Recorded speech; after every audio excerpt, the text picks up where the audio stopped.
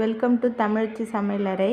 இன்றைக்கி நம்ம என்ன பார்க்க போகிறோன்னா, ரொம்ப மருத்துவ குணமுடைய ஒரு கீரை தான். அது என்னென்னா முடக்கத்தான் கீரை தோசை செஞ்சுட்டு சட்னி செஞ்சு எப்படி செய்யணும்னு பார்க்கலாம். வாங்க வீடியோக்குள்ளே போகலாம்.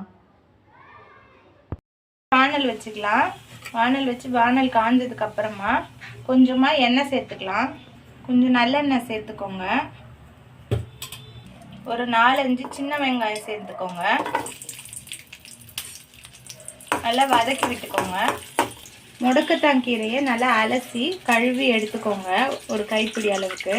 அதை இப்போது வானலில் சேர்த்து வதக்கி விட்டுக்கோங்க.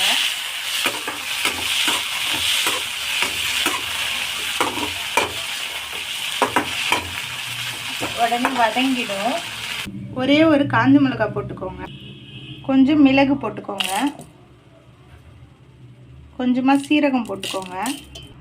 இப்போது வதக்கி வச்சுட்டு நல்லா ஆறுனதுக்கப்புறமா கீரையும் அந்த வெங்காயத்தையும் சேர்த்துக்க போகிறோம்.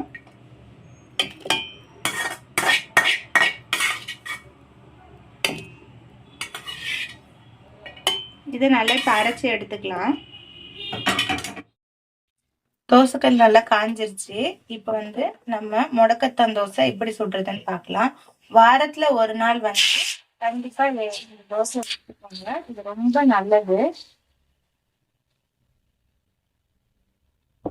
மருத்துவ குணமுடையது இந்த முடக்கத்தான் கீரை. அதனால் கை கால் வலி நீங்களும் வாரத்துக்கு ஒரு வாட்டி முடக்கத்தான் தோசை செஞ்சு சாப்பிட்டு பாருங்கள்.